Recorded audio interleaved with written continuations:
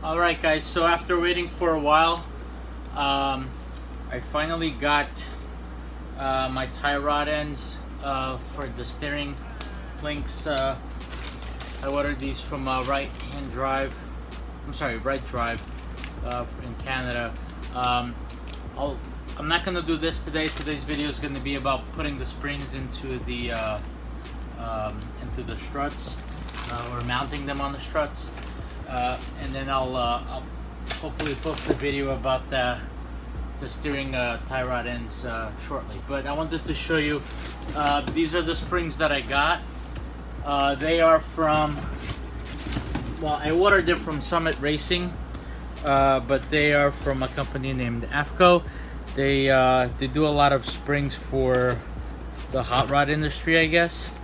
And I ended up getting 275 pound springs. Oh wow.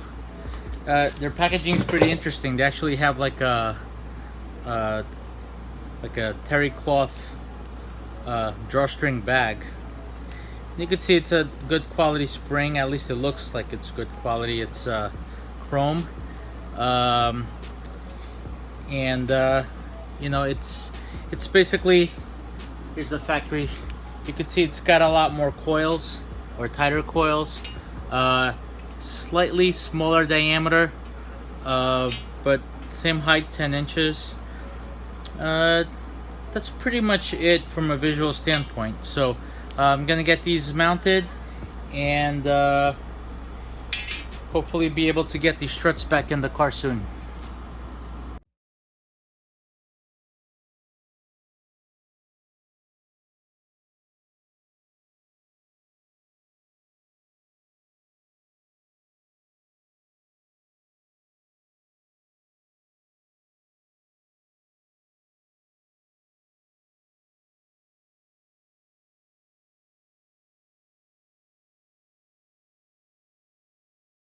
Alright, so I got the spring compressed. I got these spring compressors from Harbor Freight. I saw the reviews for it online where that it was not very strong, but it kind of is perfect for the mini truck because it's a small spring and it doesn't need a lot of power. So even so, it's still kind of awkward because it is a very small spring and it is very tough to get these clamps in there because it's designed for a larger diameter spring.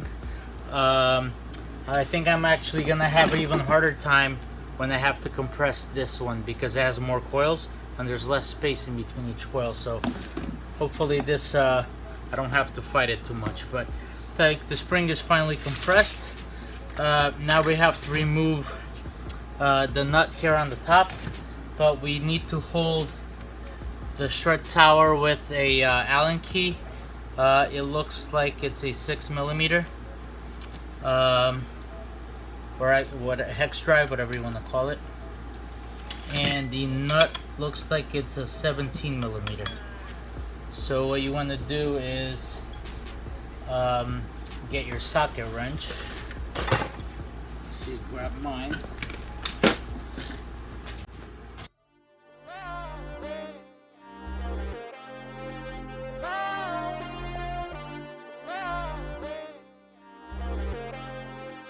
Ryan.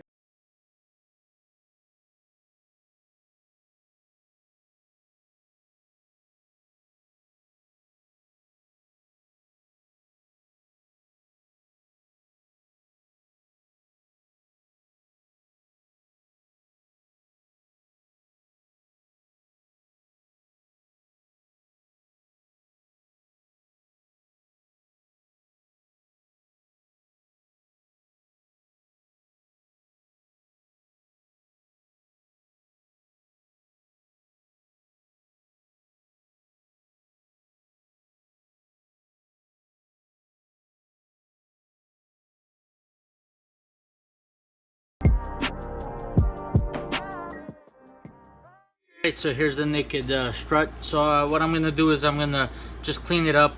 I'm gonna put a little bit of rust converter on the on the perch here, just because I see some surface rust, and give it a touch of chassis paint just to prevent any future corrosion, and then we could put the spring on this bad boy.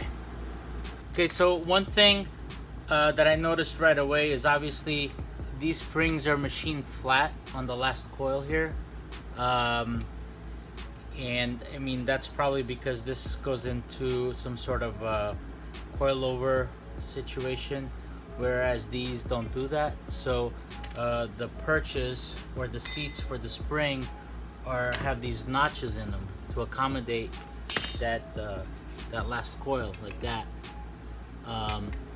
In this instance we don't have that, so I'm hoping that that's not going to create a problem where there's some weird kind of play in there. But just make sure you would put the spring the same way you would normally put it if it was the factory spring, even though it probably doesn't seem like it needs it, but I would suggest we do that. And also, when you put the spring compressors, grab them real quick, you want to put the ends that don't have the hex head on it towards the bottom, because the hat section is so big that if you were to put it this way, when you try to put the top hat on, it's not going to work. So and also I'm probably just going to compress the last few coils, but let's get to it.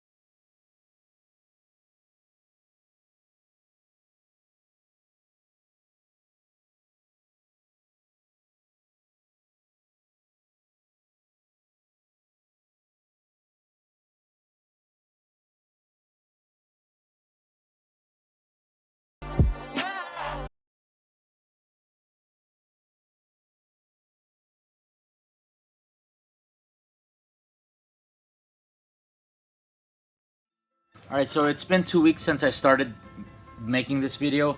I basically hit a stopping point because I could not compress the new springs with these Harbor Freight spring compressors. The reason is there's just too much of the actual hook that needs to go inside the spring, and there really isn't that much space in there. So I actually had to buy another set of compressors. These are made by Shankly.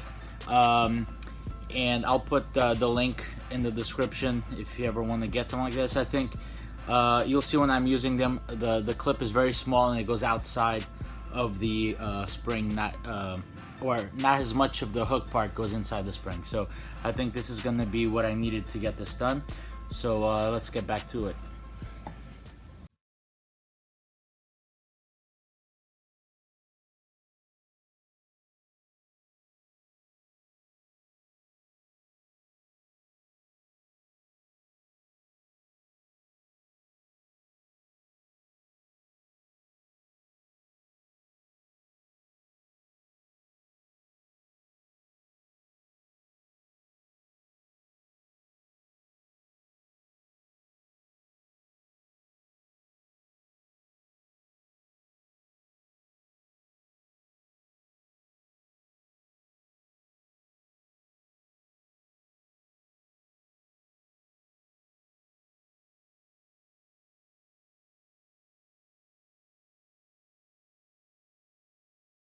Alright, so I was able to get the springs on there with these guys. Still wasn't easy, but the trick was to not try to compress just a few coils, but try to compress as much as the spring as possible. That way there was less distortion on the spring, or the distortion was more evened out. I think the reason why it's so tough, it's not just the diameter of the springs themselves, but it's the fact that these struts are very thick compared to the Honda Civic struts, which are for you know, a car that has a heavy front end. These are about 50% larger diameter. The actual, they're very short but very compact and very sturdy. So anyway, got the springs on. I think that should look pretty good on there. And now it's time to mount the lift kit spacers, and then we could mount the plates onto the car as well, and get these back on the car.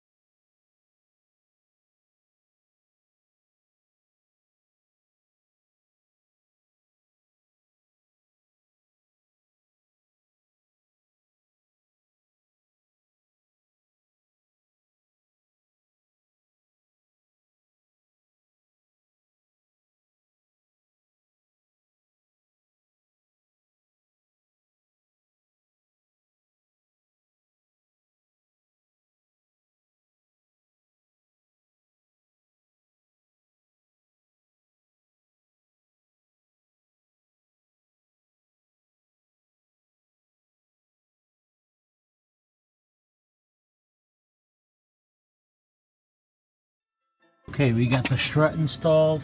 I put some anti-seize on there, and I put some anti-seize on the top of the strut, the spacer, so that it doesn't rub the paint off of the plate, the camber plate. But there's a spring on there. Also, I was able to find new axle nuts. These are actually from a Honda Civic. They're the same spec. I'll put that in the link so that if you ever have to replace it, it's not a specialty item. You could, it's a common Honda part. Yeah, but here there's the new spring. I haven't torqued everything down yet because the next video is going to be about replacing the steering links, the tie rod ends, and also the main steering bushing. So once I have that installed, I'll torque everything to spec. I'll tie the link into the knuckle here and put the brake calipers back on. So at that point I should be able to you know, put the wheels on and call this part complete. I also opened up the top of the strut tower here a little bit more. I used a metal hole saw, and then I painted it to make sure that it doesn't start to corrode. So I would say right now this hole's about 2 inches diameter, and that's enough for me to adjust my camber and get my socket wrench in there. Before it was always very difficult, even with the swivel socket that I was using, it was still pretty difficult, but now I could actually use a straight socket. So thanks for watching, and the next video, like I said, we'll tackle the steering, and we should be able to get this thing back on the road.